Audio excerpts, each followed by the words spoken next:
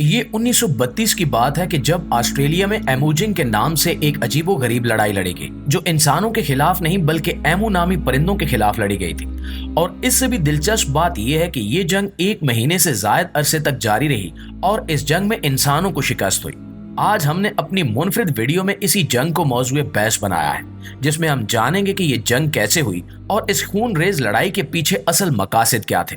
اور یہ بھی جانیں گے کہ آج تک کون سے جانور جنگوں میں حصہ لے چکے ہیں۔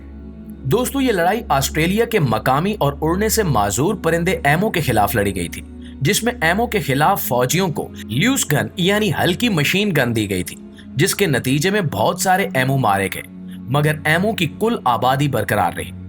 سب سے پہلے اگر ہم اس جنگ کی وجہ کی بات کریں تو پہلی جنگ عظیم کے بعد آسٹریلیا کے سابق فوجیوں کی بڑی تعداد نے مغربی آسٹریلیا میں زراعت شروع کی اور ان فوجی کسانوں کو گندم کی زیادہ پیداوار کے لیے حکومت کی طرف سے حوصلہ افزائی بھی کی گئی۔ تاہم ان کسانوں کی مشکلات اس وقت بڑھ گئی جب 20,000 ایمو اپنی سالانہ افزائش نسل کے دوران ہجرت کر کے یہاں آئے، اور جب یہ پرندے یہاں پہنچے تو انہیں نہ صرف صاف زمین ملی بلکہ زراعت کے لیے بنائی گئی نہروں سے پانی بھی آسانی سے ملنے لگا۔ لہٰذا ان پرندوں نے یہاں رہنے کا فیصلہ کر لیا اور فصلوں سے اپنا پیٹ بھرنے لگے۔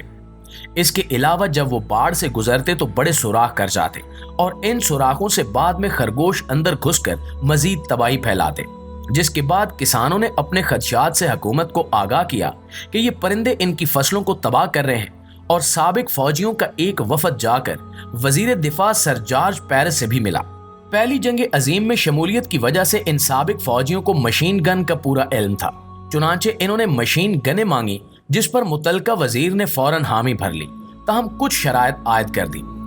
ان فوجیوں کے پاس 2 مشین گنیں اور 10,000 گولیاں تھیں، تاہم برسات شروع ہونے کی وجہ سے یہ آپریشن کچھ تاخیر کا شکار ہو گیا اور اس دوران ایمو خاصے بڑے رقبے پر پھیل گئے، اور 2 نومبر 1932 کو بارشیں ختم ہوئیں اور فوجیوں کو ایک بار پھر تیار کر دیا گیا۔ 2 نومبر کو فوجی مہم مغربی آسٹریلیا جا پہنچی، جہاں 50 ایمو نامے پرندے موجود تھے، تاہم یہ پرندے بہت دور تھے، لہٰذا مقامی لوگوں نے انہیں گھیرنے کا منصوبہ بنایا، مگر ایمو چھوٹے چھوٹے گروہوں میں بٹ گئے اور اتنی تیزی سے بھاگنے لگے کہ ان پر نشانہ لینا ممکن نہیں تھا، لیکن پھر بھی گولیوں کی بوچھاڑ کی گئی جو زیادہ فاصلے کی وجہ سے ناکام رہی، اور پھر دوسرے حملے میں کئی پرندے مر گئے، جس کے بعد اگلا مرحلہ 4 نومبر کو اس وقت پیش آیا جب میریڈتھ نے ایک مقامی بند کے قریب مورچہ بنا لیا اور 1,000 سے زیادہ ایمو ان کی طرف آتے دکھائی دی۔ چنانچہ بندوقچیوں کو حکم دیا گیا کہ پرندوں کو بہت قریب آنے دیا جائے اور پھر گولیاں چلائی جائیں۔ تاہم ابھی 10 یا 12 پرندے ہی شکار ہوئے تھے کہ بندوق میں گولی پھنس گئی اور اتنی دیر میں پرندے فرار ہو گئے اور باقی سارا دن بیکار گزرا۔ اگلے کئی روز تک میریڈتھ نے مزید جنوب کا رخ کیا، جہاں ایمو زیادہ خبردار نہیں ہوئے تھے، مگر اسے زیادہ کامیابی نہیں ہوئی۔ لیکن پھر چوتھے روز انہوں نے دیکھا کہ ہر گروہ اپنا سربراہ بن چکا ہے، جو دوسروں کی نگرانی کرتا ہے اور انسانوں کے قریب آنے پر خطرے کا الارم بجا دیتا ہے۔ ایک بار تو میریڈتھ نے ٹرک پر مشین گن لاد کر ایمو کا پیچھا کیا، مگر ناکامی ہوئی کیونکہ ٹرک بہت زیادہ ہلتا تھا اور اس کی رفتار بھی ایمو سے کم تھی،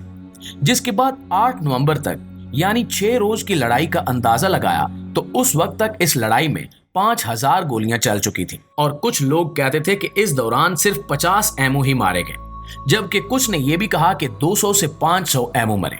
دوستو، 8 نومبر کو آسٹریلیا کے ایوان نمائندگان میں اس پر گفتگو ہوئی اور مقامی اخبارات میں اس کی منفی تصویر کشی ہوئی، جس میں کہا گیا کہ اتنی بڑی جنگ کے بعد چند ایمو ہی مارے گئے، لہٰذا پیرس نے 8 نومبر کو فوجی دستہ واپس بلا لیا۔ فوجیوں کی واپسی کے بعد میجر میریڈتھ نے ایموز کو وولف سے مشابہ قرار دیا کہ کس طرح شدید زخمی ہونے کے بعد بھی یہ پرندہ مزاحمت کرتا ہے۔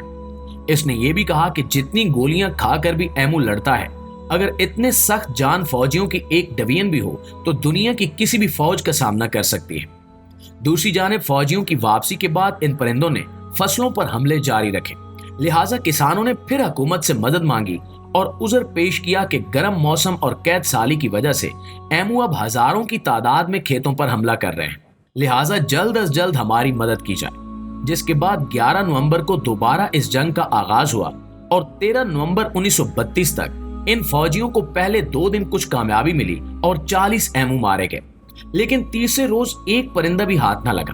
मेरिडेथ ने 10 दिसंबर को कार्रवाई खत्म की और ऐलान किया कि कुल 986 एमू मारे गए, जबकि लगभग 5000 बाद में जख्मों की ताब न लाकर मर गए होंगे और इन 986 परिंदों के लिए 8609 गोलियां चलाई गई। नाज़रीन ग्रामी, शायद आपके लिए ये बिल्कुल नई बात हो कि आज तक 6 जानवर ऐसे भी हैं जो इंसानों के साथ जंगों में हिस्सा ले चुके हैं, जिनमें से चंद का जिक्र हम आपके सामने भी कर देते हैं। दोस्तों, जंग पोंग वो जंग थी जो इटली और हनीबाल की फौजों के दरमियान लड़ी गई थी और कहा जाता है कि हनीबाल ने रोमियो के खिलाफ हाथियों को इस्तेमाल किया।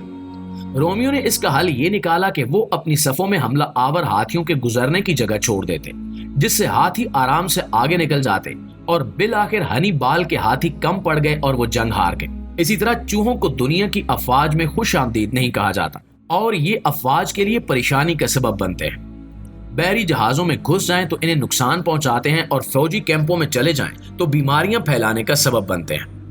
पहली आलमी जंग में चूहों ने मोर्चों में इतना हंगामा बर्पा किया कि इन्हें मारने के लिए बहुत सारा असले इस्तेमाल किया गया,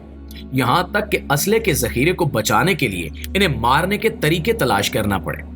ताहम 21वीं सदी में इन्हें बारूदी सुरंगें तलाश करने के लिए इस्तेमाल किया जाने लगा, जो हर साल सैकड़ों अफराद की जानें ले लेती हैं। चूंकि चूहों में सूंघने की सलाहियत बहुत ज्यादा होती है, इसलिए वो इन बारूदी सुरंगों का पता लगा लेते हैं, जिनका सुराग इलेक्ट्रॉनिक आलात भी नहीं लगा सकते। इसके बाद अगर हम कबूतरों की बात करें तो कबल अज़ मसीह से कबूतरों को जंगों में पैगाम रसानी के लिए इस्तेमाल किया जा रहा है।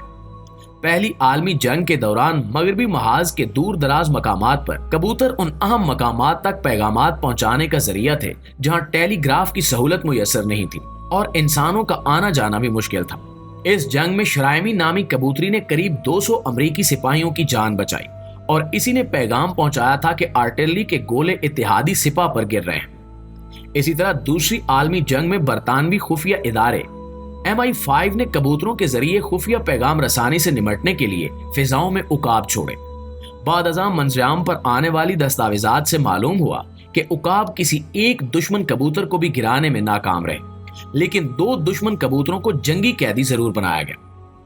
दोस्तों, इसके बाद हम सांपों का जिक्र करते हैं जिन्होंने बहुत बड़ी तारीखी जंग में शमूलियत इख्तियार की, लेकिन जब किसी के बारे में कहा जाता है कि वो अजीम अस्करी रुकन था तो फिर ये भी बताना पड़ता है कि क्यों। हम यहाँ हनीबाल का दोबारा जिक्र करते हैं, जिसे रोमियो ने शिकस्त दी और बाद अज़ां इसे करताज के इलाके से भी बेदखल होना पड़ा। इसने बैथीनिया के बादशाह प्रोसियास के यहाँ बना ली थी, क्योंकि वो अब भी रोमियो पर हमला करने के लिए पुरअज़्म था। इसलिए हनीबाल ने समंदरी जंग लड़ने का फैसला किया और इसने सांपों को इस्तेमाल किया। जी तो मुअज़्ज़िज़ दोस्तों, ये थी हमारी आज की वीडियो और इस हवाले से आप दोस्तों की राय क्या कहती है कमेंट सेक्शन में हमारे साथ शेयर जरूर कीजिएगा। इंशाल्लाह आपसे मुलाकात होती है अगली वीडियो में। तब तक अपना ढेर सारा ख्याल रखिए। अल्लाह निगहबान।